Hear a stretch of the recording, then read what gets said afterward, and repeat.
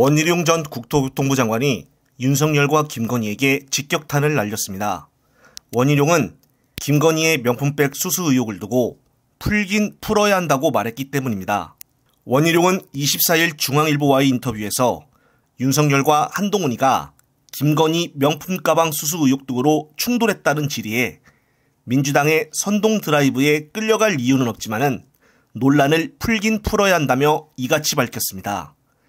따라서 원희룡의 이 같은 발언은 국힘당 당내에서도 큰 파장이 일 듯합니다. 그 이유는 김건희를 심하게 비판했던 김경률 비대위원이 결국 사과를 하여 국힘당 내부적으로 명품백 수수 사건에 대해서 입단속을 시켜놨는데 여기서 갑자기 희룡이가 찬물을 끼얹은 것입니다.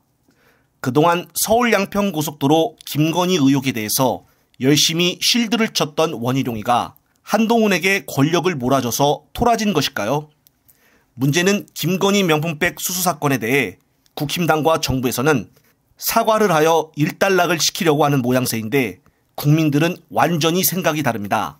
그것을 오늘 홍익표 원내대표가 말을 하는데 김건희 여사 같은 경우는 명품백과 관련돼서 사과로 끝날 일이 아닙니다. 사과는 기본이고 이 문제에 대해서는 수사를 통해서 불법 여부를 명백히 밝히고 잘못이 있으면 처벌받는 것이 그것이 공정과 상식입니다.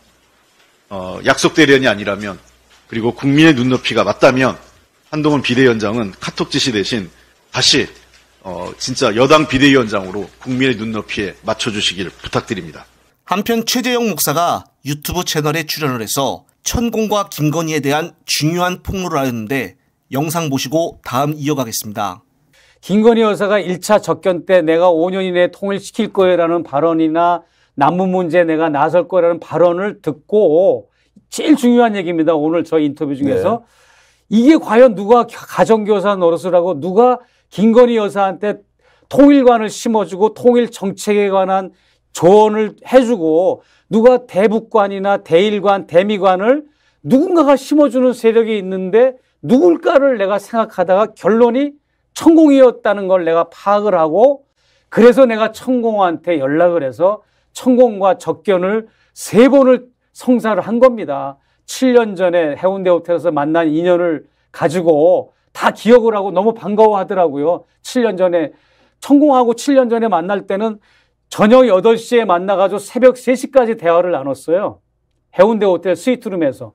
그 인연이 있어서 저를 이제 만나준 건데 그러면서 대한민국 국민이 다 궁금한 건 내가 다 물어봤다고 생각하시면 틀림없어요.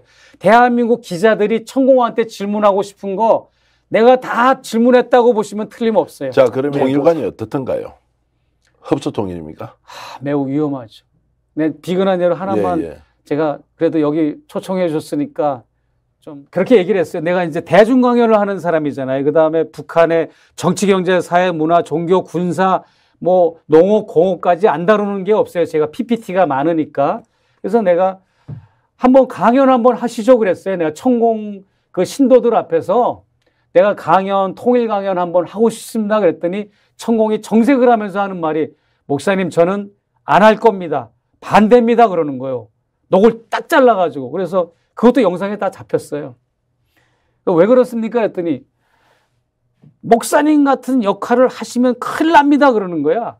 그래서 아니 내가 지금 남북 화해 협력을 주장하고 지금 이 남북의 긴장과 이런 적대적인 이런 관계를 나는 완화시키기 위해서 내가 이렇게 북한 바로 알리기 운동을 펼치고 북을 잘못된 거를 내가 지금 알려주고 이러면서 민족공조를 주장하는 사람인데 나 같은 사람이 많아야지 왜 나 같은 일을 반대하십니까? 그랬더니 하는 말이 그게 아닙니다. 그러면서 하는 말이 열차와 열차가 급행열차가 막 치다르면서 충돌 직전까지 가야 이게 서로 이제 남과 북이 뭐 드라마틱하게 뭔가 뭐가 이제 작동이 된다는 거죠. 그 정도로만 그런 식의 생각을 가지고 있어서 내가 경악을 한 거죠. 그 질문 안 했으면 그런 답변도 못 얻었을 겁니다. 저는 이제 시기는 언제인지 모르지만 저는 영상물을 다 넘겨줬고 영상 제작하는 팀한테 뭐 이렇게 취재하는 팀한테 지난번 1탄과 4탄 나갔잖아요. 4편이 나간 것처럼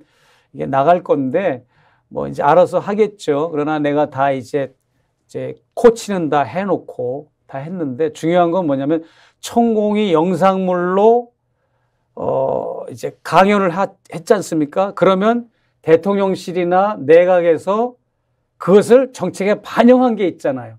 그러면 그 천공의 영상물, 대통령실에서 그걸 이행한 거, 이걸 다 우리가 교차 검증을 하고 비교 분석도 해야 되고, 또 나는 천공을 인터뷰해가지고 뽑아놓은 거, 그래가지고 세 개를 동시에 딱 보여주면 일치가 되는 거죠. 빼박진 건 거죠. 네. 네, 그렇습니다. 한편 쌍방울 대북송금 의혹 수사를 총괄했던 김영남 부장검사가 최근 사의를 표명한 것으로 알려졌습니다. 김 부장검사는 2022년 6월부터 지난해 9월까지 수원지검 형사 6부 부장검사로 근무를 하며 민주당 이재명 대표가 연루가 된 쌍방울 대북송금 의혹 사건을 수사 지휘했었습니다.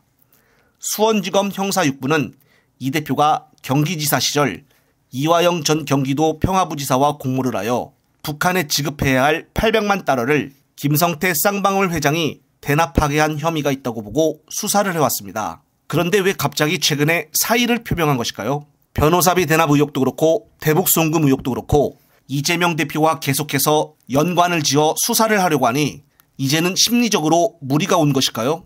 아니면 짜맞추기 수사가 더 커지기 전에 본인 먼저 빠져 책임을 회피하려는 것일까요? 따라서 쌍방울 대북송금 담당 부장검사가 사의를 표함으로써 이 재판 결과 또한 더욱더 길어질 전망입니다. 현재 위증교사 혐의로 재판을 진행 중인 이재명 대표는 이 1심 결과도 이번 총선이 끝나고 나서 나올 전망입니다. 애시당초 김진성 씨 변호사인 배승희 씨가 직접 변호를 맡을 정도로 1심 결과가 나오길 시도해봤지만은 결국은 총선이 끝나고 나서 1심 결과가 나올 것입니다. 따라서 이번 민주당 총선도 그렇고 이재명 대표 재판 결과도 그렇고 다 좋은 결과가 나왔으면 하는 바람입니다. 저 역시도 최선을 다하여 제 할 일 하겠습니다. 끝으로 또 새로운 소식이 있으면 말씀드릴 것을 약속을 드리며 이번 영상은 여기서 마무리하겠습니다. 시청자 여러분, 시청해 주셔서 감사합니다.